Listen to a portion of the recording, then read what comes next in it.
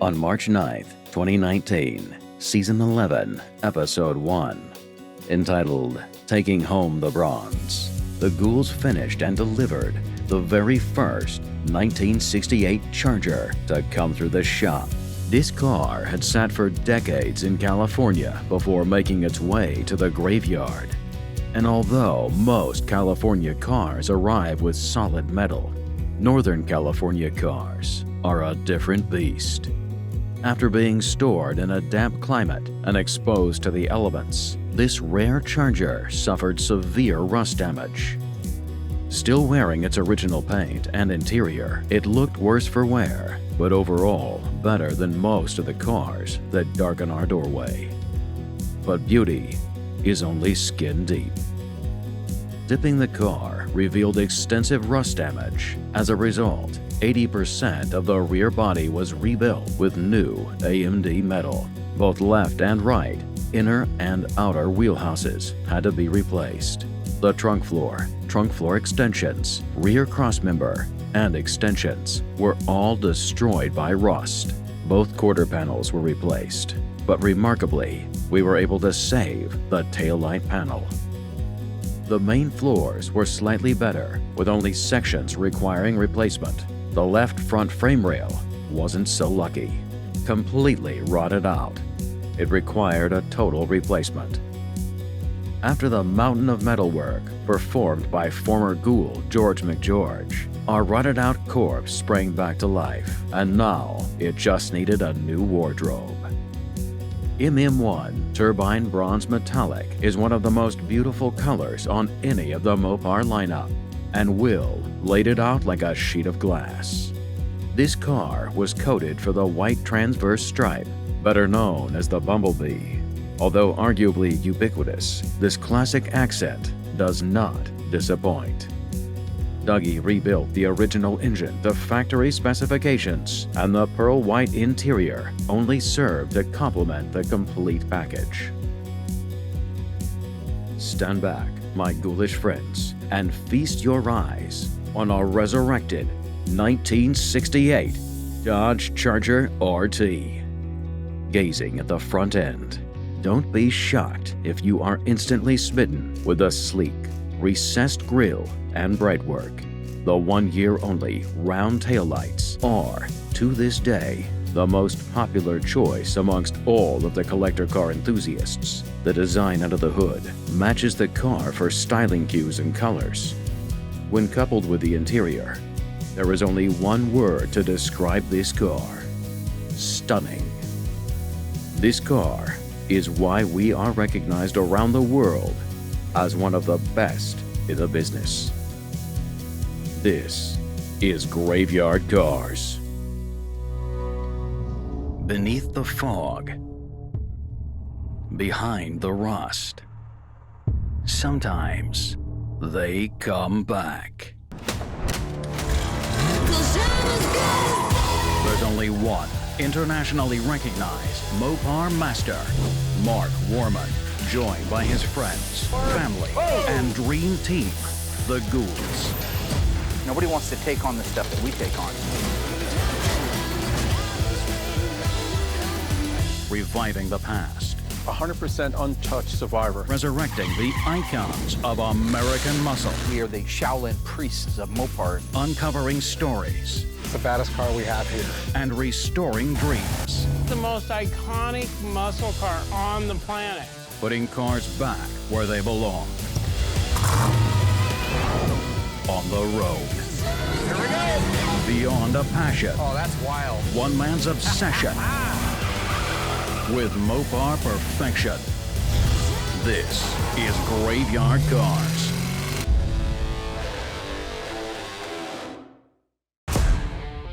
One of the cars that's almost finished now is our 1969 Charger RTSC. Factory 440, 4-speed, 354 Dana car. Originally, it was F5 green, I believe. Green guts, green top, black billboard. We took the car in, sold it to a client that wanted it painted black. So, like the Stones, we painted it black. That's the car that most recently you saw Brian and I working on collectively. It had made it through body. It had made it through paint. It had finally got to the point where we were doing some final assembly on it, and I worked with Brian on doing taillights and front grille and some things like that. So that brings us where we're at today, which is one of the last detailing steps that we like to do on the car is installing any graphics on it. The reason we wait so long to do the graphics and do it at the very, very end is because when you're talking about a car that you could potentially scratch, nick, damage, ding, don't have the decal, don't have a $500 decal on there to find out you have to peel it back off again. It's the very last step before detail, and we ship it off. So the main thing we're gonna work on making sure that we have is the trajectory of this decal. You guys see the side marker opening, very clearly, very plain.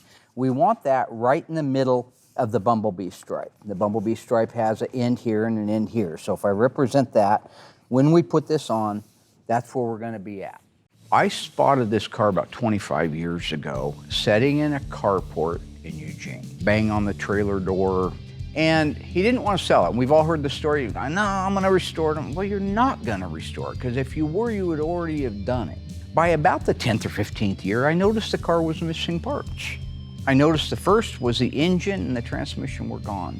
I thought, oh man. Came by a couple years later, the rear end's gone. I think, boy, I see the writing on the wall. He was parting out this car, and I knew at this point with the heart of the car, the engine and transmission gone, maybe the guy would sell it. And I did make a deal to buy the car. We got it torn apart, sandblasted, and it was a mess. It needed almost all of the sheet metal done on it, both quarters, inner and outer wheel houses, trunk floor extensions, rear cross member extensions. The rails were good. I think it got an apron on the front on it. It got the main floor under seat pan. All those things were rotten. A little tidbit here for all y'all that like watching graveyard cars for the last 40 years or 12. I used that license plate on our 1971 Phantom Cuda on the first day of filming the pilot episode of Graveyard Cars. Well, I wanted to have a thing where we thought the car was possessed. I don't know that that ever made it into the episode or not, but that license plate, folks, that was the license plate off that 69 Charger that you're watching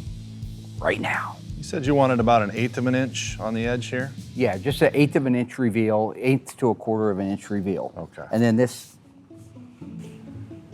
Hey. trying to show these guys what we're doing here. Okay, just looking. No, it's fine. You want to know how to do this right, you just let me know. Oh, very funny. It'd be really important. Keep an eye on that. What'd he say? He said if you want this done right, let him know. Oh, Will? Hey, yo, Yeah. you got a second? Yeah. This is hilarious. The one guy in the world I would never trust to do decals is old long hair down there. I wouldn't trust him on a dare. We've been down that road. I've seen that movie. Go back to the 1968 GTX convertible. I was putting the decals on it. He comes by with some insulting thing. Says I look like Danny DeVito or something jumping up there to do the decal. Whatever. It earned him the opportunity to show me how to do it. He gets Alyssa. Together, they're gonna put the billboard decals on our 71 Phantom Cuda. No problem. They didn't even get it off the table. They didn't follow instructions. Alyssa told me very clearly that it was Will that caused all the problems, and I have no trouble believing it. Look at the look on Will's face when they've ruined it. It's like the kid with his hand in the cookie jar. It's guilt. That is guilt. Guilt. I have never trusted him since then to do decals. I have no idea why he would come by and pop off like that, except that it's Will. That's the only thing I can think of, is he doesn't realize that his alligator mouth is going to get his hummingbird ass in big trouble someday. So when it comes to the Cuda, it was 8-10 years ago. It was no more my fault than it was hers. This might be actually good. What's Yeah. that? Is it true you said that? That Said if what? you want it done right, Yeah. to ask you? I'm asking you. Oh, I can't right now. No, you need to do that. No, No. I can't. Well, you're gonna put it on. Well, I'm not gonna put it on. Well, you're not gonna get a paycheck. Now what do you want to do? So those are your two choices. No paycheck or put it on. So this is typical Mark. I'd make a mistake, which wasn't even really a mistake 10 years ago. And he continually beats you down over and over and over. And then he wants to embarrass me because I make a lighthearted comment to Brian. Do you have an extra set? I have 3 sets. He's gonna need all of But them. you just went by and said that you know what you're doing and you're really smart. I didn't say that at all. No, you said you could do a really good job, so. I said if he wants to know how to do it, to let me know. Ladies and gentlemen, we're gonna have Will actually do the tutorial on these decals. I think that's very important at this point. He's been here 24 years. 7. And 27 years. He had a little bit of difficulty once before, but that doesn't make him a bad guy. So go wash your hands and we'll reconvene right back here. Anybody got a chair? Stay tuned. Will the #1 painter surprise everyone when he miraculously earns his stripes? It goes on the back of the car. Goes on the back of the car. Or will playing with a Bumblebee get him stung? It's got to go. It's upside down. And if the decal wasn't enough pressure, Will is confronted on his own turf when Cousin Dougie questions his methods. They look horrible. Coming up when Graveyard Carz returns. Mind if I just have a seat right here? Yeah, that's fine. It goes on the back of the car. Goes Thank on you. the back of the car. Thank you, Willie. It's got to go It's over upside the- down. I wasn't applying it yet, I know. Okay. Got to go over the marker light hole. You got that? It's got to go over the marker light hole. Is there a particular way that you line it up over the marker light hole? Well, you just put enough to go over the quarter into the trunk jam. How much should... That's enough.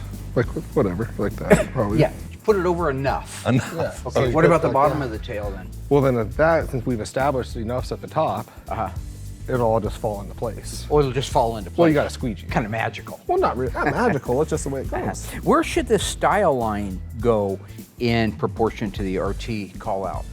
This should be like somewhere right above the style. Should be right above the style line. What should? The whole thing? No. Why don't you put it up above it and see how much tail you have?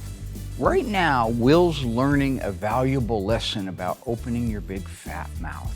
Yeah, you know, I recall putting an emblem All on I a car and want it went you to right on the do- style Then line. you just grab your squeegee. Look into the camera and just say, look, I shouldn't have done it. You know you're terrible. Well, yeah. So why would you come by and take a shot at me like that? How'd I take a shot at you? You said if you wanted to see it done right. Is that what That's he said? exactly what he, yeah. Is that exactly what exactly he said verbatim? Yeah. I wasn't even talking about decals. I was talking about paint. You want to know how to do this right, you just let me know.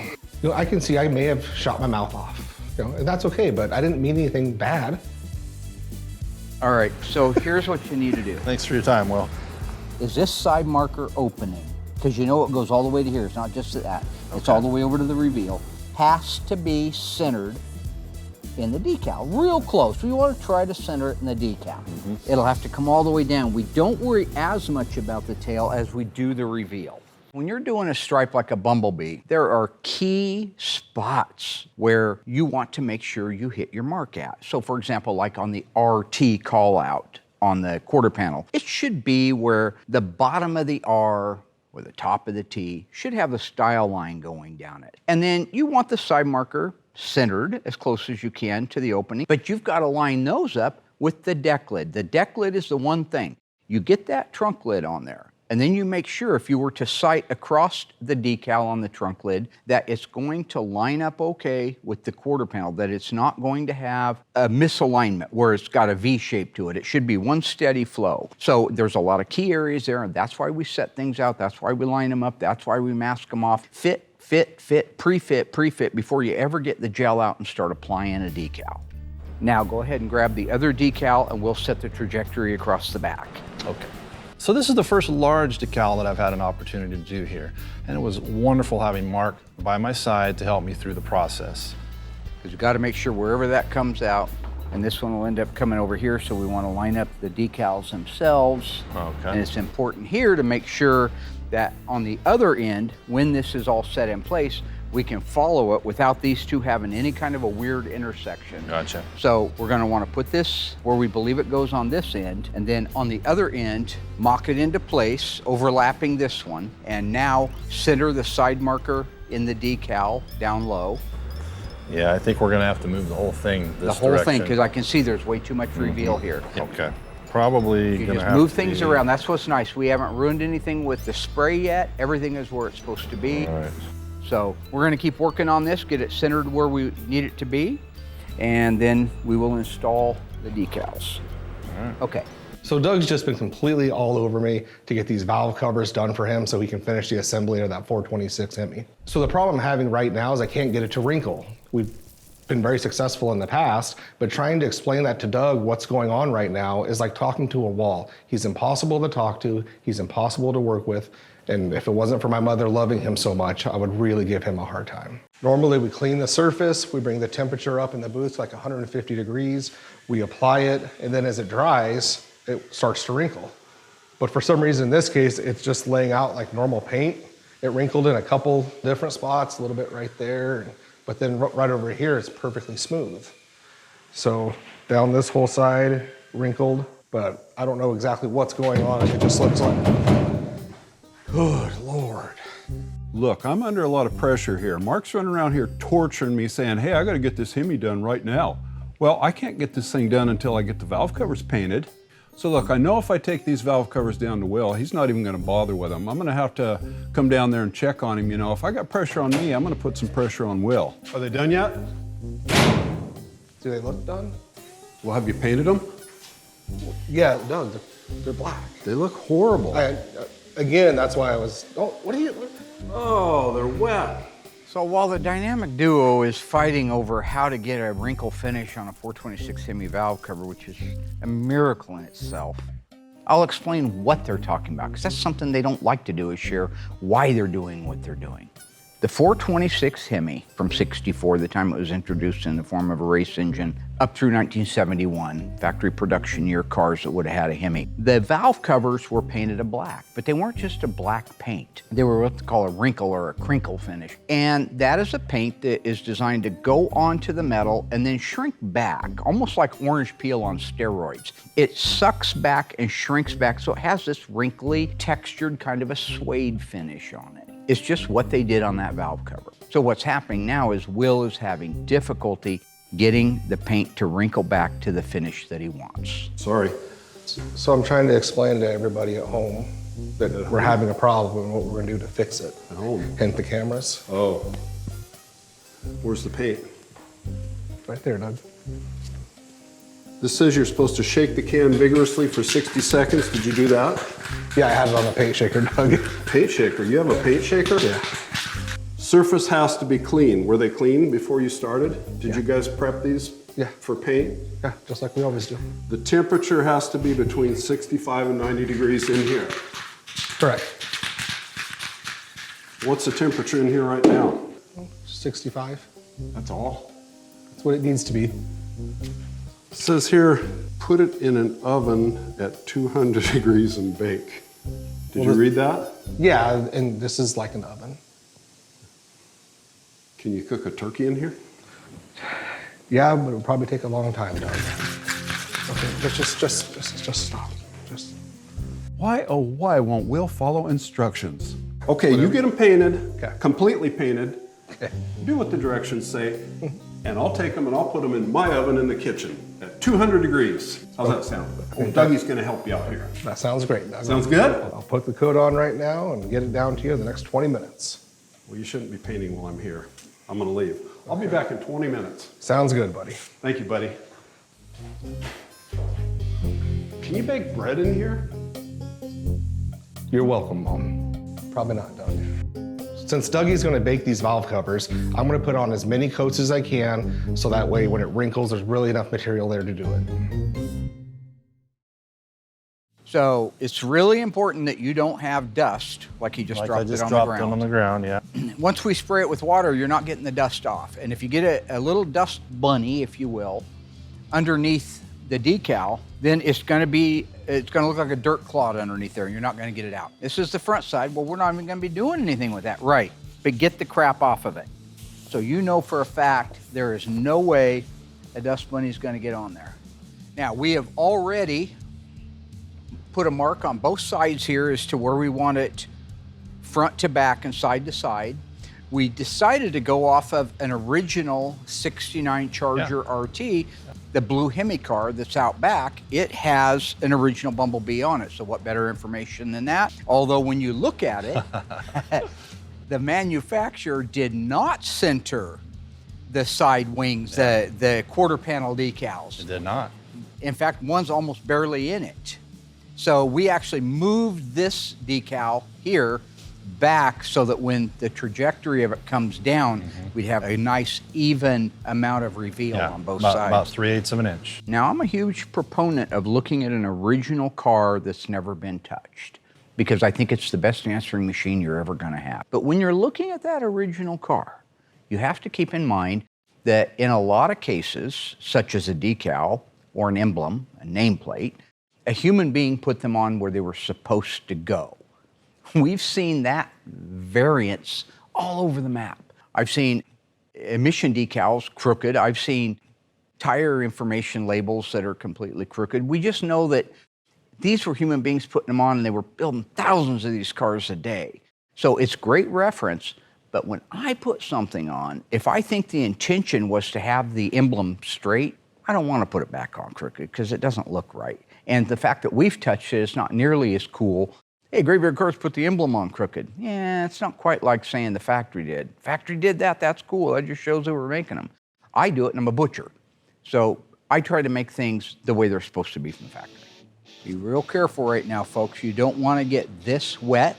You don't want to overspray that with it either. So go ahead and pull. Spraying backwards, not to get the backing paper. Okay, let's soak that down. Perfect. And now we're going to spray the car. All right. In case it goes over on the quarter, we want our slide gel over there. And we're going to line up our marks. There we go. We want to lock down this middle. Okay. Not this end and not that end yet. We want to lock it down right in the middle. Then we can squeegee our way. You'll do that side. Makes sense, yeah. I'll do this side. So I'm just going to start right here. I know that usually Mark goes ahead and does these by himself. I think once I've done a few of them with him, I'll be able to do this myself as well. I think it really will be a one-person job. Make one nice, solid, straight pull. Feel how it still likes to move? Yeah, a little bit. I got a lot of soap in it, maybe a hair too much. That's okay.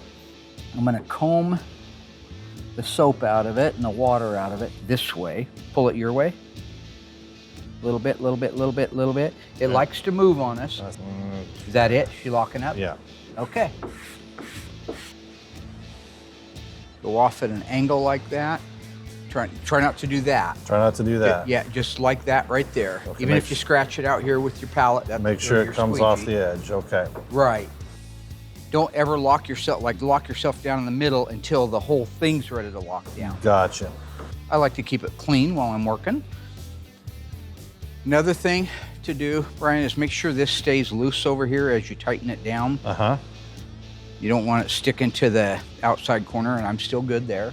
We'll make sure we can roll it into the deck lid. We'll be able to once we get this locked down. Right now, it's real vulnerable to move. Okay. So we want to just keep squeegeeing. You'll see every time, like right there, I just got more out. More goo. Yep. Another important thing is to have a sip of your coffee. And? As you get relaxed on TV, Yeah. you care less about your image. The other thing I like to do, because it annoys people at home, and I don't care, is this.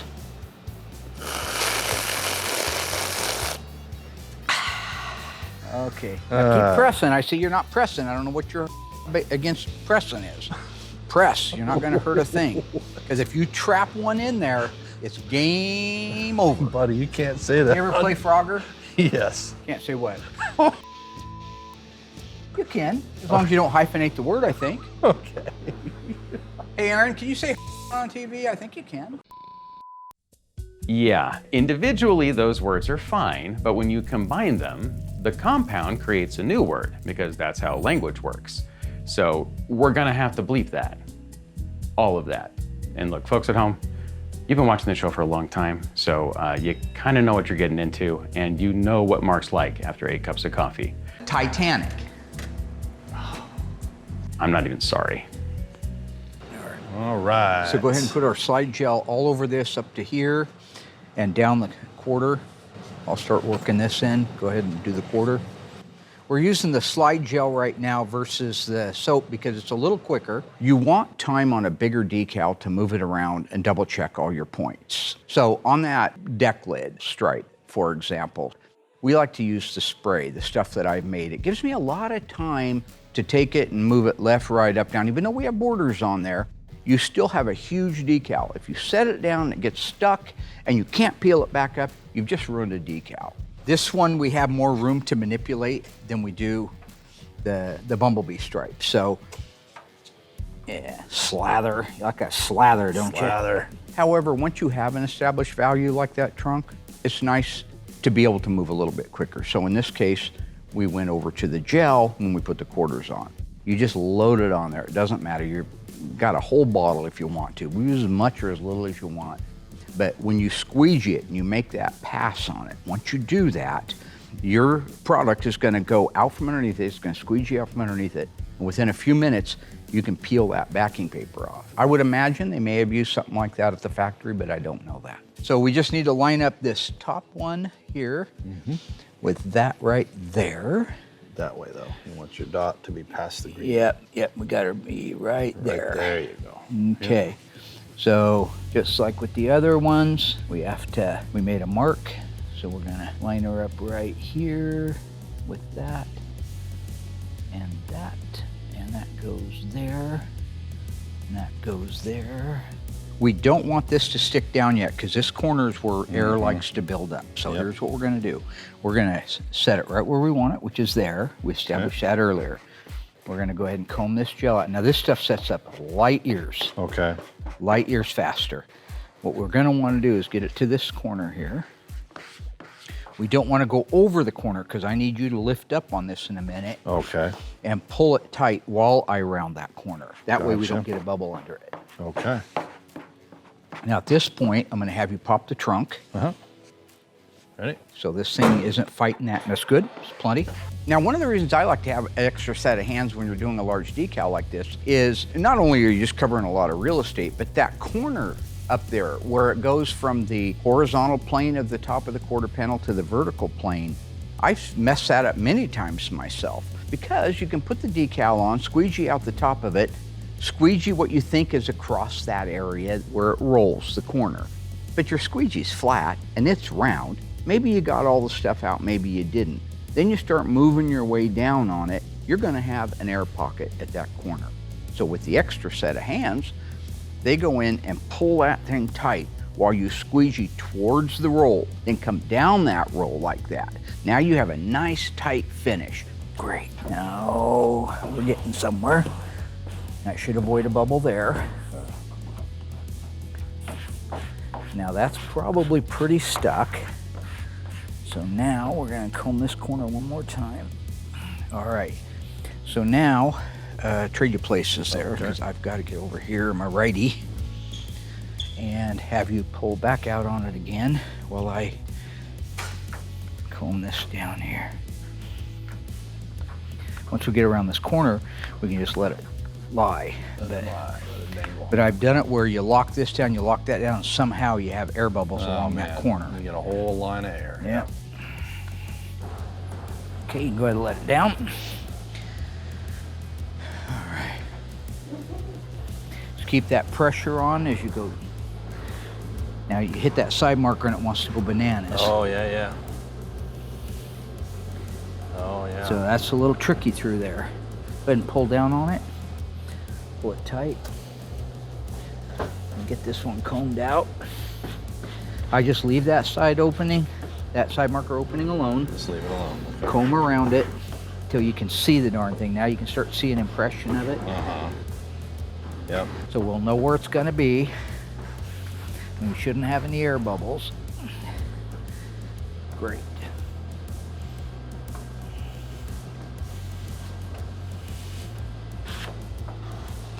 So there's always going to be a little bit. They give you more than you need. And you don't want to wrap it around like you do in the trunk jam. Okay. To me, because I don't want it to peel later, I cut it just perfectly even with Right the bottom on of the here. quarter. Right on the quarter itself. You know where the end of the quarter and the extension are? Just razor blade right through there. Okay. So right here. Literally where your finger, yeah, if you Okay. were cutting your finger if you were running. Gotcha.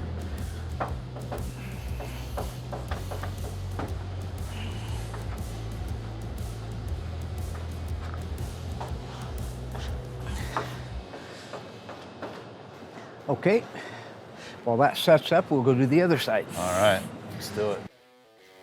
Still to come, Mark and Brian continue the delicate process of applying the Bumblebee stripe. Just don't panic. Something's gonna go wrong. But will the pressure cause them to lose focus?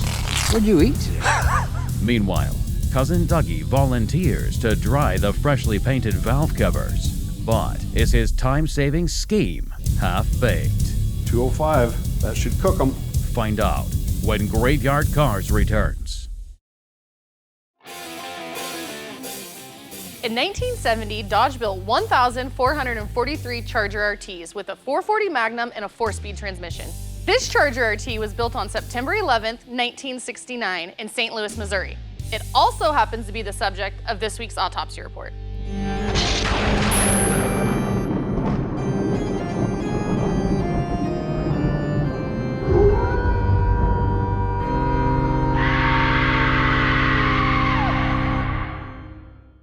So remember folks, when we're reading a fender tag, we read it bottom to top, left to right. So let's get started. Our first code is E86. That's the 375 horsepower 440 Magnum engine. D21, 4-speed manual transmission. XS29, X stands for Charger, S stands for RT, and 29 stands for 2-door hardtop. U0G. U represents the 440 Magnum again. 0 is the model year of the car, so 1970. G represents the assembly plant, which is St. Louis, Missouri. 119941 is the unique serial number for this vehicle. EF8, that stands for dark green metallic. The next code here stands for the interior trim. We've got C6F8. That basically means that it has bucket seats in green.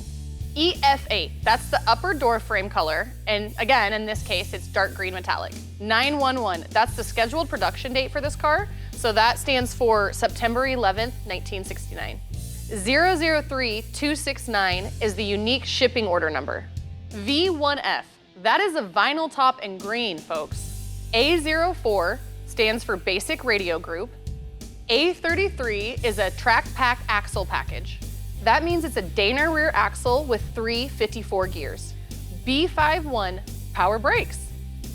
C16, center console, which is kind of cool for the 4-speed. C55, bucket seats. G33, left-hand outside chrome mirror. J25, 3-speed wipers. M21, drip rail moldings. M31, body belt moldings. R11, AM Music Master Radio.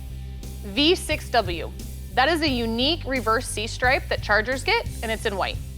26, that means it has a 26-inch radiator, which was part of the max cooling package. END, that represents the end of the sales codes and the end of this week's autopsy report. Insert something crazy, because my dad loves it.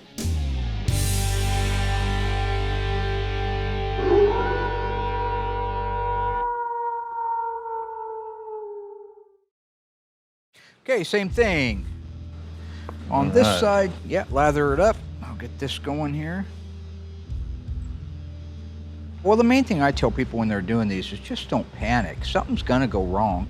You're gonna get a bubble, it's gonna pull, it's gonna move on you. Just relax. Get the decal back off again, clean it up, put some more juice down, do it again.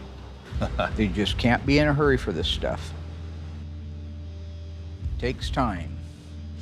Wasn't nobody pressing that Picasso guy, were they? That's true. Rembrandt, any of them cats? No. No. Da You Vinci. just let them do their thing, yeah. Da Cellini. Vinci. You just got back from Italy, didn't you? I did.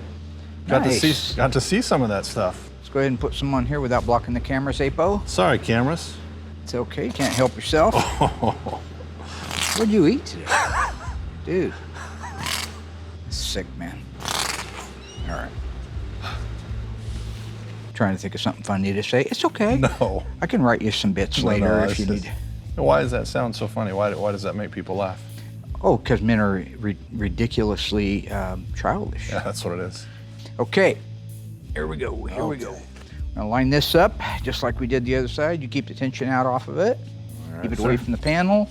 Let me set this little bear down here. I like that, and I like that. I'm gonna double check my trajectory because folks, this line's going straight. You want it to continue straight all the way over the quarter. You don't want to have that one on the quarter go that way or that way. So just hold on right there. That's beautiful. That looks really nice. Okay, now we're gonna do the same thing. We're gonna lock this down first. Right across there like that. This one goes out here, that one goes out.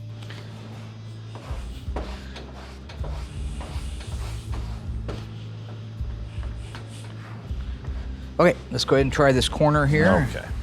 All right, here we go. Pull it towards the panel and down hard. Right there, that's good. I just want to get this corner first. Okay. Pretty centered in the opening though. Yeah, Not bad. it is. Not bad at Not all. at all. A little bit better than factory. Yeah.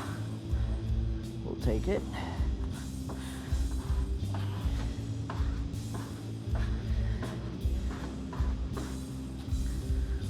Okay. We'll let that set for about 20-30 minutes. Okay. Finish cleaning up our mess, and then we'll pull the backing paper off, and voila. Voila. We should have a Bumblebee stripe on. We're gonna have to trim that quarter panel where it goes into the trunk. Have to trim it up a little bit. Yep. I've seen them all over the place. I've seen it where it barely covered the corner, and then I've seen other ones where it went all the way through the jam. Okay. So wherever the last good part of this one is, we'll make the height of that We'll one the match it. same. Yep. Okay. Okay. Sounds good. That's how you put a Bumblebee stripe on.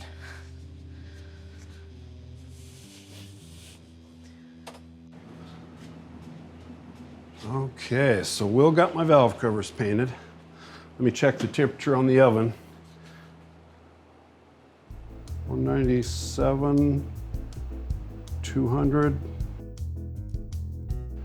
Look at that, 205. That should cook them. I don't know why Will does the things he does. These things have to go into an oven to come out right. Mark taught me a long time ago. That's why we have a commercial kitchen. Put them in the oven, 200 degrees. They'll come out perfect. This is so simple. I don't know why Will won't follow instructions. So, they look pretty good. Let's hope they crinkle up. Give them about an hour to cook. And if they wrinkle, we're golden. Yeah. Still to come, will Dougie's newfound career as a baker go to his head? He's doing like victory laps. It's just too much and it's over the top. And with the Bumblebee stripe firmly applied, is the 1969 Dodge Charger RT ready to return home? Or are there still some surprises in store for the assembly tech? I need to figure out why that park lamp's not on. This car's leaving today. Find out when Graveyard Cars returns. We're gonna do a systems check on this 69 Charger.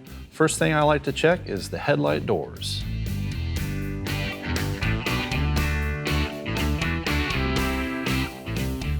Headlights, high and low beam. Left turn signal front. Right turn signal front.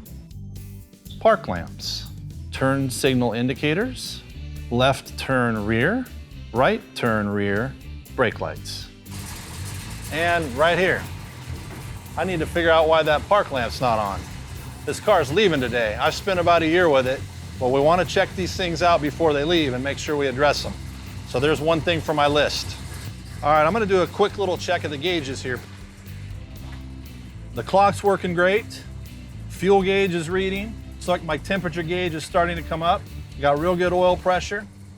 And we're getting a small charge on the alternator right now. So everything looks excellent right here on this gauge panel.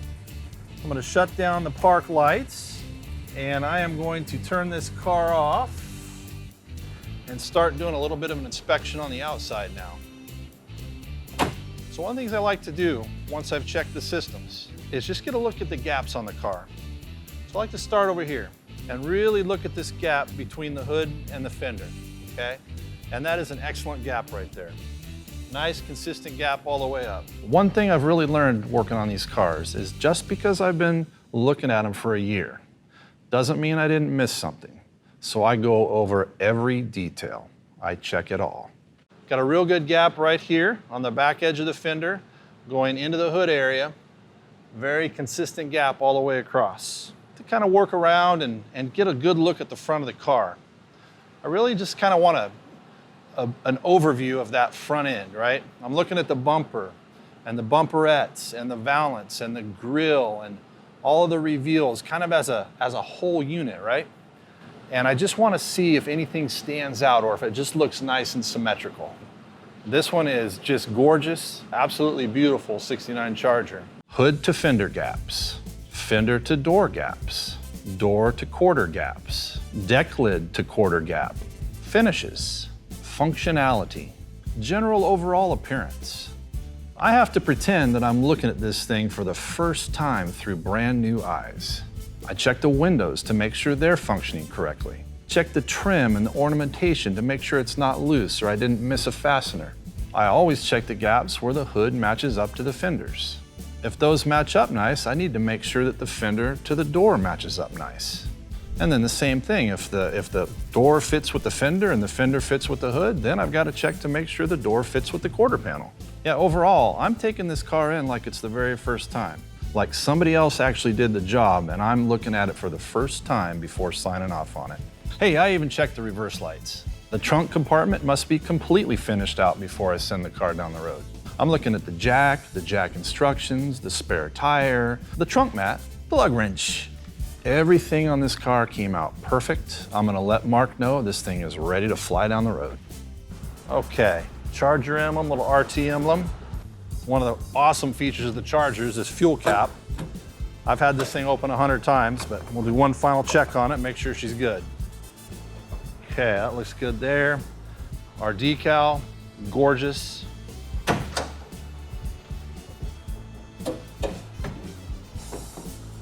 So I'm gonna just kind of put my hands on everything, make sure everything feels nice and tight right here.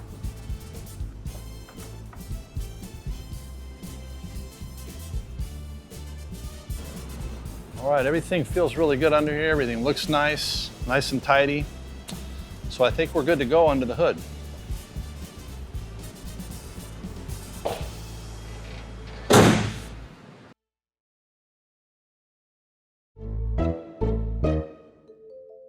All right, guys, I have no problem. We're a team here at the shop. Somebody jumping in to help. We do that all the time here. Problem that I have, I think he has spent too much time with Mark because now these are done, he's doing like victory laps and pretending like he's Vanna White and this and how great these look. It's just too much and it's over the top. Voila.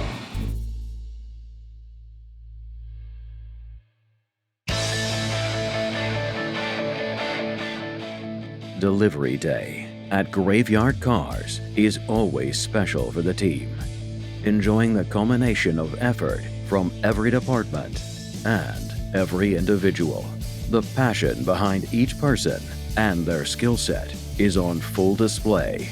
The reward is watching the car transform from where it began to where it is now. From ready for the wrecking yard to ready for the road ahead. Sending a car home is the most gratifying of all the steps on this journey. There is no doubt that we love these cars and hate to see them leave. But the reward in knowing that we just signed a new lease on life for that car makes everything we do worth it. This is Graveyard Carz.